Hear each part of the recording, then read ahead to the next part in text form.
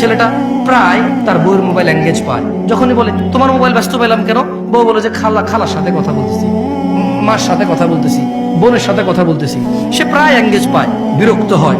ছেলেটা তার বউকে বলে তুমি ফেসবুক কেন চালাও, আমার পছন্দ না। তার বউ বলে যে চালাবো না। এরপরে বলে যে শুধু এই তো মাঝে মধ্যে একটু স্ক্রলিং করবো, আমি কারোর মেসেজ টেসেজ দিই না। ছেলেটা প্রায় দেখে যে বউ ফেসবুক চালায়, সে বিরক্ত হয়, বউর গায়ে হাত তোলে না, বাপের বাড়ি পাঠায় না, তালাক দেয় না। হঠাৎ যদি এই ছেলেটা ঘরে এসে দেখলো তার বউয়ের বিছানায় অন্য পুরুষের সাথে বউ শুয়ে আছে, এখন কি করবে সে?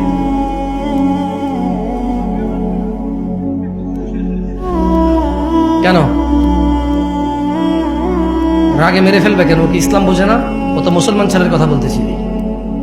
তুমি কোন ছেলে, তুমি কোন ধর্মের ছেলে?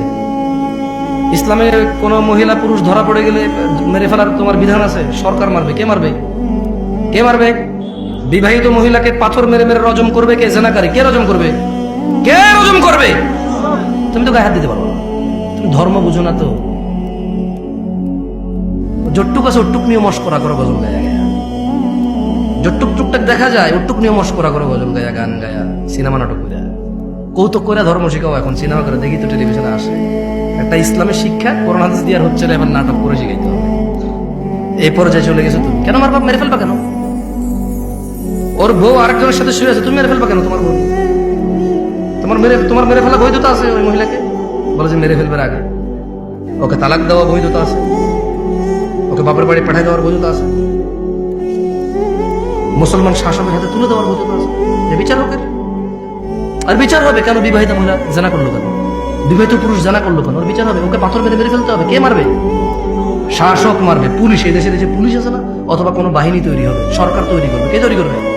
হুজুর আমার দেশ সরকার। তো আমি তোমার দেশ নিয়ে কথাই বলতেছি, আমি কথা বলছি ইসলাম নিয়ে। আমি কি এখন বাংলাদেশকে হিসাব করে কথা বললে হবে? ইন্ডিয়া, পাকিস্তান, সৌদি আরব, ইরান, নেপাল, ভুটান নিয়ে কথা বললে হবে? আমার কথা বলতে হবে ইসলামের বিধান নিয়ে। এবার কি তোমার আছে আর কি তোমার নাই? যা তোমার আছে তা তুমি পাবা, আর যা তোমার নাই জব তুমি আল্লাহকে। আমি এখানে কি করবো? ও কি করার আছে? কি ক্ষমতা আছে আমার করার? এই তোমরা কি কথা বুঝবো আমার? এখন এই ছেলেটা দেখলো তার স্ত্রী অন্য কারো বিছানায় শুয়ে আছে। আচ্ছা, এই যে তার মাকে কষ্ট দিল, এই যে মহিলা জোরে জোরে তার সাথে কথা বলে, এই যে মহিলা পান খায়, এই যে মহিলা সারা দিন ব্যস্ততা, মোবাইলে ব্যস্ত পায়, এই যে মহিলা ফেসবুক চালায়, ও কিন্তু তালাক দেয় নাই, দিছে? বলেন তো এবার ও রাখবে? আপনি বললেন একটা পুরুষ, অথচ ওর বউকে যদি ওই পুরুষের সাথে না দেখতো, ও জানতেই পারতো না। এই কথা জানতে পারতো? ক্ষমতা আছে? ধরেন ওর বউ একটা পুরুষের সাথে শুইল, ও 3 দিন পরে বাড়ি আসলো, ও ওর বউর সাথে শুইল, ওর কি বুঝার ক্ষমতা আছে ওর বউ আরেকজনের সাথে ছিল? আরে জোরে জবাব দেন ভাই। যেই পুরুষ তার বউ যদি আরেকজনের সাথে শোয়, এরপরে সে যদি ওই স্ত্রীর কাছে যায়, যেই পুরুষের এতটুকু ক্ষমতা নাই বুঝার যে অন্য কারোর সাথে ছিল, ওই পুরুষ যদি দেখে আরেকজনের সাথে শুয়েছে, ও ঘৃণায়, লজ্জায়, রাগে, ক্ষোভে, দুঃখে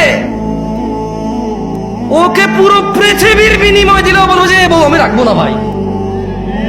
যার ভিতরে ন্যূনতম লজ্জাবোধ আছে, গয়রাত আছে, গয়রাত মানে বুঝেন আত্মমর্যাদা। কি মর্যাদা? সে রাখবে না। বলবো যে ভাই এত কিছু জানি না, আমি জুলুমের শিকার হয়ে গেছি, ওর মোহর কত? 20 লাখ। এ ভাই একটা কিডনি খুল লইয়া যায়, এটা সরা, দেখলে আমার মেজাজ গরম হয়। আল্লাহ এরকম বলবে। যার ভিতরে ন্যূনতম আত্মমর্যাদা আছে সে বলবে যে 20 লাখ তো নাই, কিডনি একটা নিয়ে যা, 2 কিডনি লাগে না, 1 কিডনি বাঁচা যায়, ওর নিয়ে বাঁচা যাবে না ভাই। কিডনি ছাড়া বাঁচা যাবে, গ্যারান্টি আছে, ওর সাথে বাঁচবো না। ও আমাকে ধোঁকা দিছে, ও আমার বংশ মর্যাদা নষ্ট করছে, ও আমার বংশ নষ্ট করে দিছে। এখন যে বাচ্চাটা আছে এটা কি আমার না? আমার নামই সেই সন্দেহ আছে। ও আমার আগামী প্রজন্ম ধ্বংস করে দিছে।